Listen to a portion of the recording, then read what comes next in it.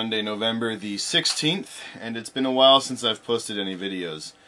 That is because I have been as sick as a dog all last week, even into the previous weekend.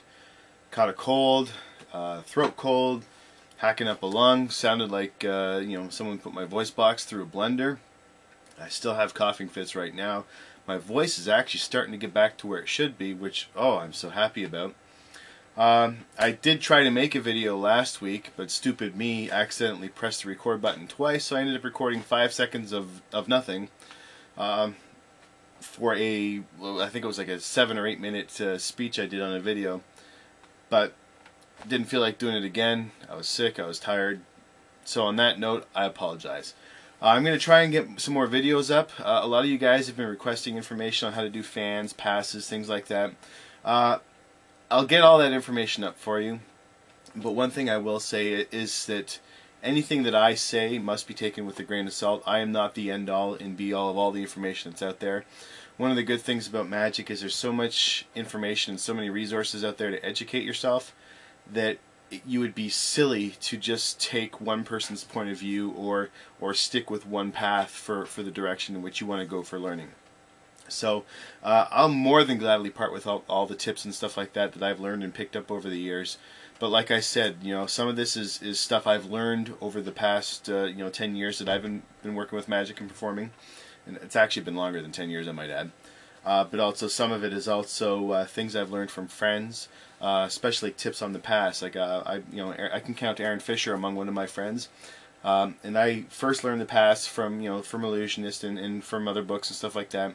But it wasn't until that I sat in on a 3-hour class with Aaron Fisher at Sorcerer Safari Magic Camp that I actually started honing the pass. And over the years, as Aaron and I would hang out at Magic Camp each year, he would teach me more and more about the pass and how to make it better and improve upon it to the point where I am actually very happy with how it looks now. It's not perfect, but at the same time, from day one to day now, it's a world of improvement. So things like that, I can't say all the information on this will be mine. Some of it will be rehashed from books. If I have the resources here behind me, like books, videos, things like that, I'll show them to you, show you where to get the information. So it's just fantastic information right here behind me. It's just a matter of time reading it all. Now, the video I was going to make last week, I had to do this. Because I got this, I ordered a book in the mail. Obviously, I'm a book guy, so I get books in the mail. So I got this book in the mail, and I knew it was going to be a big book. However, let me show you something. It's my mess, by the way. This here is a deck of cards. I'm just going to put the cards back in the box. We all know how big a deck of cards is. Not very big, fits in your pocket. So you've got like a reference of how big this deck is, okay? Now I'm going to have to take a step back. This book came in the mail. This is the book. Let me see if I can get back here. Okay, I'm about as far back as I can go. This is the book. This is the deck of cards. Okay? And it's quite a struggle to hold this thing up.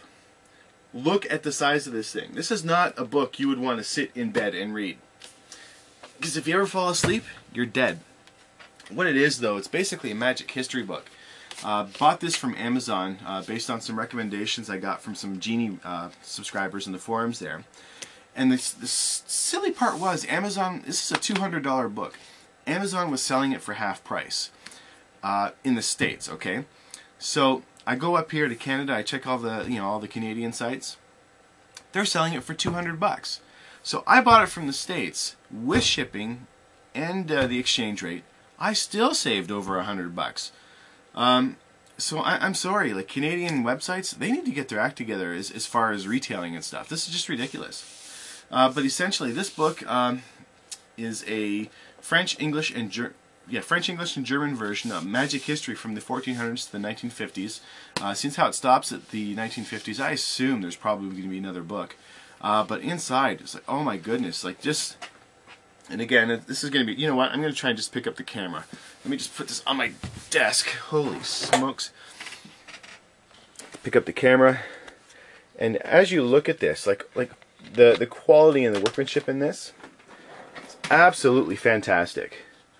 Let me just go ahead and open this.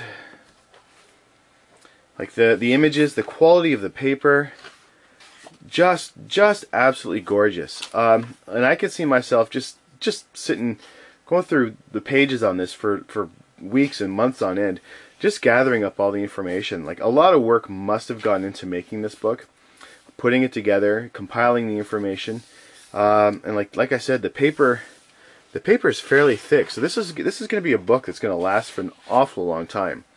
And I'm thoroughly pleased with this purchase. However, the one thing that I'm not pleased with is it won't fit on my bookshelves. So that's just the one downside of you know, of a special book like this. This is what they would call a coffee table book. Not because you can make it into a coffee table, because it is that big, but because it sits on your coffee table, it looks pretty, it's a conversation piece. But if you're into magic history, you know, information, old lithographs of posters and stuff like that, by all means, you need to pick this up. For the price you can get it on Amazon right now, it's just absolutely ridiculous. There's no reason, if you can afford it, why you shouldn't pick this up right away. I'm not sure what shipping would be like, internationally anyways. It only cost $6 for me to ship to Canada, so like, it wasn't astronomical. Overseas probably might be a bit more. This book is like 20 pounds, so it might be a bit more. And the box it came in, believe it or not, came in a custom box, and the box had a handle. Crazy, huh? So on that note, that was just a quick recap of what my purchases have been like for the last week. And just again, you guys know I work for Illusionist, so I just wanted to point something out to you. That right there, my friends, is the second prize for the Illusionist Christmas giveaway. I'm in the process of converting all the videos and setting them up so that people can take all the magic videos they want with them. And just as a side note, one of my personal projects is we're trying to get our videos available in different formats so that you can actually take them on your iPods or your iPhones and go ahead and view them. There we go. There's Ninja. Nice. A little washed out right now, but why is it not playing? Because I hit the screen. There we go.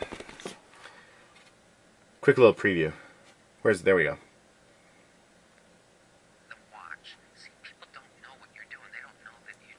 Nice, eh?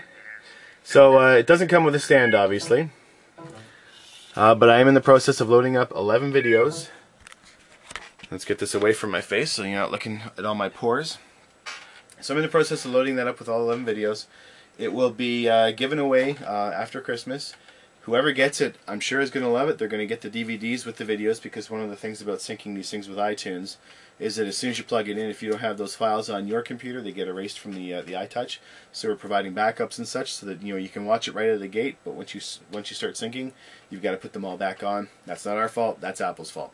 But eventually, all our videos are going to be available in this format, so you'll be able to download the high-quality versions, low-quality versions. If your space is a limitation. And eventually, if you have it, we'll provide a video for it. So on that note, guys, I apologize for the lack of videos. I will see what I can do about getting more soon.